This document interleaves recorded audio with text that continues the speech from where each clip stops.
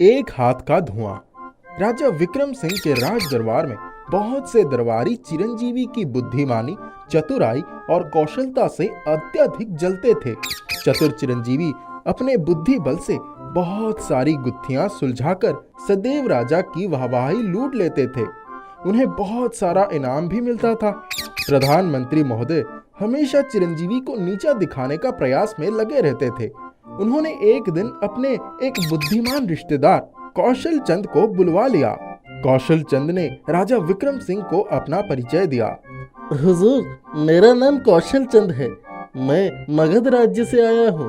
आपके सबसे बुद्धिमान दरबारी श्री चिरंजीवी की ख्याति सुनकर मैं यहाँ उनके दर्शन के लिए आया हूँ। ऐसी बात है तो आप हमारे चिरंजीवी का साक्षात दर्शन करिए और यदि कुछ पूछना चाहते हैं तो पूछ भी सकते हैं। मैं जानता हूँ आपके मन में कुछ सवाल मचल रहे हैं। कौशल चंद ने समझ लिया कि बुद्धिमान राजा विक्रम सिंह ने उनके आने का सबब जान लिया है। वे चिरंजीवी जी की तरफ मुखातिब हो गए। चिरंजीवी जी, मेरा अहोभाग्य जो मैं आपका दर्शन पा रहा हूँ। धन्यवाद।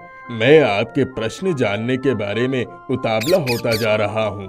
मैं 2 प्रश्न करना चाहता हूँ। मुझे पूरा विश्वास है कि आप उसका सही और सटीक उत्तर देंगे।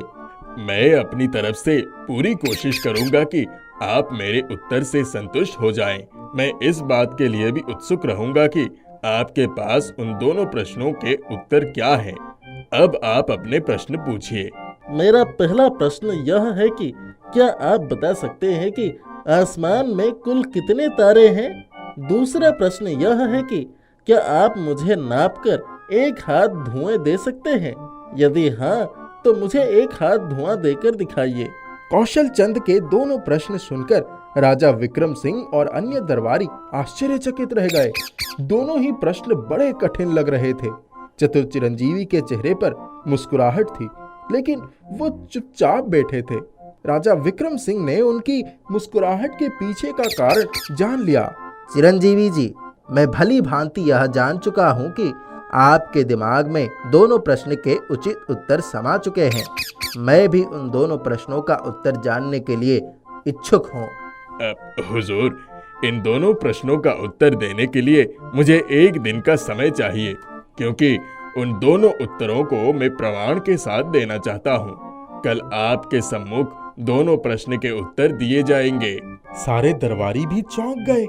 उन्हें ऐसा लगा था कि इन दोनों कठिन प्रश्नों के उत्तर देना चतुर चिरंजीवी के बस की बात नहीं रहेगी। प्रधानमंत्री मन ही मन मुस्कुरा रहे थे, लेकिन उन्हें यह भी सता रहा था कि कहीं इस बार भी चतुर चिरंजीवी यह गुत्थी सुलझा ना ले। सभी दरबारी अपने अपने घरों की तरफ जाने लगे। प्रधानमंत्री जी जाने के लिए तैयार हुए। उनका एक चेला उनके पास आ गया। गुरुवर, कौशल चंद जी के प्रश्न तो बहुत ही कठिन थे, लेकिन मैंने चिरंजीवी के मुख पर एक सरल मुस्कान देखी थी। वो पता नहीं किस मिट्टी का बना हुआ है। हर सवाल का जवाब वो सही सही दे देता है और हर बार राजा की वाहवाही ले लेता है। कहीं इस बार भी? अरे नहीं, इस बार मेरे रिश्तेदार ने बहुत ही कठिन और टेढ़े प्रश्न किए हैं। चिरंजीवी ने यदि उसका उत्तर दे भी दिया तो वो गलत ही होगा। भला तारों को कोई गिन सकता है? धुएं को कोई नाप सकता है? हुजूर, चिरंजीवी का कुछ भरोसा नहीं है। वो कुछ भी कर सकता है। अरे चपड़गंजो, तुम मेरी तरफ है या उसकी तरफ? जब देखो डराते ही रहता है। हुजूर, आप क्यों डरते हैं? आपकी कोई बदनामी नहीं होगी। हाँ, वो बात अलग है कि आपकी इच्छा का कत्ल हो जाएगा। नालायक, नमक हराम, नामाकुल, जब भी मुंह खोलता है अशुभ ही बोलता है।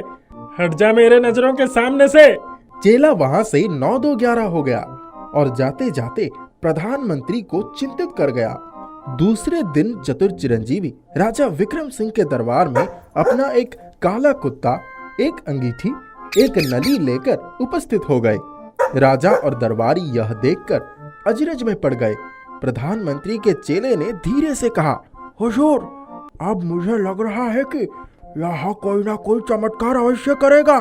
यह कुत्ते से बच के रहिएगा, कई लोगों को काट चुका है।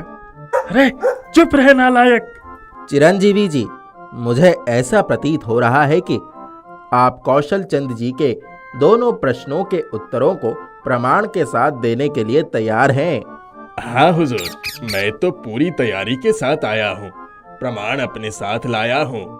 ठीक है, फिर मेरे प्रश्नों का उचित उचित उत्तर दीजिए और मुझसे बहुत सारा इनाम लीजिए। अगर उत्तर गलत हुआ तो हमेशा के लिए मुझे अपना गुरु मान लीजिए।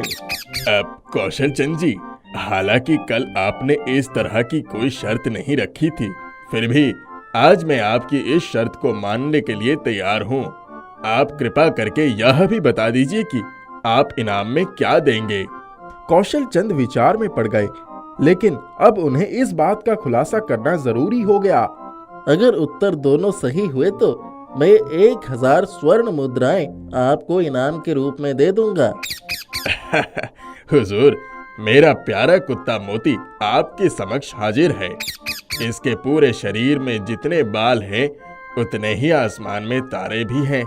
यदि आप सभी को इस बात पर विश्वास ना हो तो इसके बाल और आकाश के तारों को गिनकर फैसला कर सकते हैं। अब कौशल चंद भी इसका प्रयास कर सकते हैं। चिरंजीवी का काला कुत्ता भी भौं भौं करने लगा। हुजूर, यह भी मेरी बात का समर्थन कर रहा है। और बहुत से दरबारी इस बुद्धिमत्तापूर्ण उत्तर पर तालियां बजाने लगे। अब हुजूर, मैं अभी अंगीठी जलाता हूँ और इसमें से धुआं निकलकर 1 हाथ धुआं नाप कर कौशल चंद जी को भी दे दूंगा। चतुर चिरंजीवी ने अंगीठी जलाई और उसमें से निकलने वाले धुएं को नली में भर लिया और नली को दोनों तरफ कपड़े के टुकड़े से बंद करके कौशल चंद के सामने रख दिया। यह लीजिए श्रीमान, 1 हाथ धुआं प्रस्तुत है। यह नली 1 हाथ की है, इसे नाप कर देख सकते हैं। यदि आपकी इच्छा है तो मैं इससे अधिक भी दे सकता हूँ। सभी दरबारी हंसने लगे और तालियों की गड़गड़ाहट से राज दरबार गूंज उठा। प्रधानमंत्री बगले झांक रहे थे, चेला मुस्कुरा रहा था। राजा विक्रम सिंह बहुत प्रसन्न हो गए। वाह चिरंजीवी, वाह, तुम सचमुच बहुत बुद्धिमान हो। तुम्हारा यह चतुराई भरा उत्तर हमें बहुत पसंद आया। कौशल चंद जी, आप इन्हें 1000 स्वर्ण मुद्राएं इनाम में दे दीजिए। कौशल चंद जी का मुंह लटक गया था, लेकिन मजबूर होकर उन्हें 1000 स्वर्ण मुद्राएं चिरंजीवी को देना ही पड़ा। चिरंजीवी ने हंसते हुए इनाम को अपने सर आंखों पर चढ़ाया और अपना आसन ग्रहण कर लिया। पेड़ का असली मालिक कौन? एक गांव के 2 आदमी डब्बू और बंटा एक आम के पेड़ के ऊपर अपना हक जमाते हुए आपस में झगड़ा कर रहे थे। अरे बंटा भाई, मेरे पेड़ के आम क्यों तोड़ रहे हो? कमाल कर रहे हो, मेरे पेड़ को अपना पेड़ बता रहे हो। भाई साहब, ये आम मैं अपने ही पेड़ से तोड़ रहा हूँ। अरे कुछ आम चाहिए तो मुझसे कह कर ले लेते। इस तरह झूठ बोलकर मेरे पेड़ को अपना पेड़ मत कहो। बेईमानी से कुछ तो डरो। बेईमानी मैं नहीं, तुम कर रहे हो। दोनों के बीच में बहसबाजी जारी थी। इतने में सामने से चतुर चिरंजीवी आते हुए दिखाई पड़ गए। डब्बू और बंटा अपनी समस्या लेकर चतुर चिरंजीवी के सामने हाजिर हो गए। इन दोनों की सबसे बड़ी समस्या थी कि उन दोनों के घर के पीछे स्थित एक फलों से लदा हुआ आम का पेड़ था। चिरंजीवी जी, मैंने अपने घर के पिछवाड़े एक आम के पेड़ को सींच कर बड़ा किया है। अब वो फल देने लगा तो इस पर अधिकार जमाने के लिए बंटा आ गया। पेड़ मेरा है, फल खाने के लिए ये तैयार। क्या मेरी मेहनत बेकार? क्यों बंटा भाई, क्या डब्बू सही कह रहे हैं? आपको क्या कहना है, आप भी फरमाइए। अरे चिरंजीवी भैया, क्या बताऊं, वो आम का पेड़ छोटा सा था, तब से मैं उसके एक एक पत्ती को गिनता चला आ रहा हूँ। मैं उसे छोटे से बड़ा करता चला आ रहा हूँ। उसकी सिंचाई, गुड़ाई सब कुछ करने के लिए मैं हमेशा तैयार रहता था। इसे चारों तरफ से घेर कर रखा था। क्या मजाल है कि कोई बकरी एक पत्ती को भी खा जाए। इतना सब करके भी ये कह रहे हैं कि ये पेड़ उनके हैं। कुछ लोग वहां इकट्ठा हो गए और चिरंजीवी बड़े ध्यान से इन दोनों के चेहरे के हाव भाव देखते रह गए। चिरंजीवी ने फिर डब्बू की तरफ देखा। अरे चिरंजीवी जी, इनको समझाइए, इतना बड़ा झूठ। आखिर हद हो गई। भगवान को भी मुंह दिखाना है भैया। इन्होंने इस पेड़ के आम खाए ये तो ठीक है, लेकिन इसके मालिक बनने की कोशिश कर रहे हैं ये बात स्वीकार नहीं है। सारा गांव जानता है आम के पेड़ का मालिक मैं हूँ। डब्बू और बंटा, आप दोनों मुझसे कल मिलिए। कल से झूठ का फैसला हो जाएगा। इस पेड़ के असली मालिक को इसका हक मिल जाएगा। शाम को ही चिरंजीवी ने एक आदमी टिल्लू को बुलाकर एक काम सौंप दिया। देखो टिल्लू, तुम जाकर डब्बू और बंटा के घर में यह कह दो कि उनके घर के पीछे वाले आम में चोरों ने चोरी करके बहुत सारे फल तोड़े हैं। इसके बाद क्या होता है यह भी मुझे आकर सूचित करना। टिल्लू ने जाकर बंटा और डब्बू के घर में उनकी अनुपस्थिति में उनकी बीवियों को यह संदेश दे दिया। टिल्लू घर के बाहर अंजाम देखने के लिए छुपकर खड़ा हो गया। कुछ देर में डब्बू आ गया। सुनो जी, अपने पिछवाड़े के आम के पेड़ों में चोरों ने चोरी करके कुछ आम तोड़ लिए हैं। जरा ध्यान दीजिए, नहीं तो बड़ा नुकसान हो जाएगा। जो आम बचा है वो भी चला जाएगा। अरे भाग्यवान, रुक जाओ, मैं जाकर पता लगाता हूँ, इसके बाद आकर खाना खाता हूँ। मेरी इतनी मेहनत व्यर्थ नहीं होनी चाहिए। टिल्लू ने आकर सारी बातें चिरंजीवी को बता दी और चिरंजीवी को सारा माजरा समझ आ गया। दूसरे दिन चिरंजीवी बोले, बंटा भाई, मुझे कुछ लकड़ियों की जरूरत है। कुछ ज्यादा नहीं, सिर्फ 2-3 डाल काटना चाहता हूँ। यदि आपको कोई आपत्ति ना हो तो मैं कटवा लूँ। चिरंजीवी जी, यह भी कोई पूछने की बात है? आप 2-3 डाल बेशक काट कर ले सकते हैं। डब्बू भाई, आप इस बारे में क्या कह रहे हो? चिरंजीवी जी, आप कृपा करके इस आम के पेड़ की लकड़ी मत काटिए। यह फलदार हरा पेड़ है। आपको यदि लकड़ी की जरूरत है तो मेरे पास दूसरी सूखी पेड़ों की लकड़ियां कटी हुई है। मैं उनमें से आपको मनचाही लकड़ियां दे सकता हूँ। मैं तो नए पेड़ लगाने के बारे में सोचता हूँ। किसी हरे पेड़ को या उसकी डाली को काटने के लिए कभी तैयार नहीं रहूंगा। डब्बू की बात पर वहाँ पर खड़े हुए लोग भी सोचने के लिए विवश हो गए। बंटा भाई, आप कह रहे हो ये पेड़ मेरा है, डब्बू कह रहे हैं मेरा है। अब फैसला हो भी तो कैसे हो? अब तो एक ही रास्ता बचा है। वो कौन सा रास्ता है चिरंजीवी भाई? अब इस पेड़ को पूरी तरह से जड़ से काटा जाएगा। ना रहेगा बांस, ना बचेगी बांसुरी। इस पेड़ को जड़ से काटने के बाद 2 भागों में बांटा जाएगा। जाहिर है लकड़ियों के साथ आधे फल भी बांटे जाएंगे।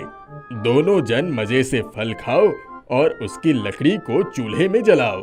एक साथ इतने ज्यादा फल भी मिलेंगे और बहुत सारी लकड़ियां भी बटोर लेना। चिरंजीवी भाई, यह भी बहुत सही रास्ता है। इस पेड़ को ही कटवा दीजिए, सारा झंझट ही मिट जाएगा। लकड़ी और फल का भंडार मेरे घर ही आएगा। अरे नहीं नहीं चिरंजीवी भाई, ऐसा ना करिए। पेड़ को मत कटवाइए, वो पूरा पेड़ बंटा को दे दीजिए। इस तरह यह पेड़ सही सलामत बच जाएगा। बंटा का भी भला हो जाएगा। देखा चिरंजीवी जी, यह पेड़ देने के लिए कैसे तैयार हो गया। चलो, मेरा पेड़ मुझे मिल गया।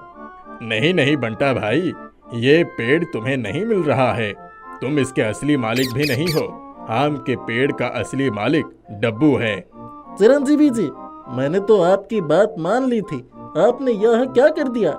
इतनी सारी बातें सुनने के बावजूद भी आपने मेरी ही पत्ता साफ कर दिया। यहाँ मैंने पत्ता साफ नहीं, इंसाफ की बात की है।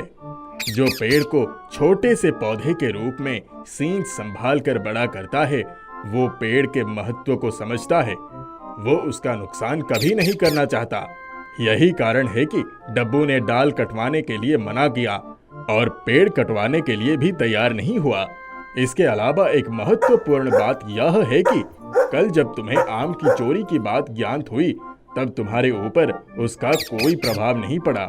डब्बू को अपने पेड़ से लगाव था, इसीलिए वो पेड़ से आम की चोरी की वारदात को जानने के लिए उतावला होकर घर से तुरंत बाहर निकल गए थे। डब्बू का बड़प्पन तो देखो। पेड़ की सुरक्षा के लिए यह उसे बंटा को सौंपने के लिए तैयार भी हो गया। इसके विपरीत बंटा को पेड़ की डाल या पेड़ को कटवाने की बात का कोई गम नहीं था। अतः बंटा का इस पर कोई अधिकार नहीं है। आज से इस पेड़ का असली मालिक डब्बू ही रहेगा। इस तरह से सही न्याय हुआ। सच्चे का बोलबाला और झूठे का मुंह काला हो गया।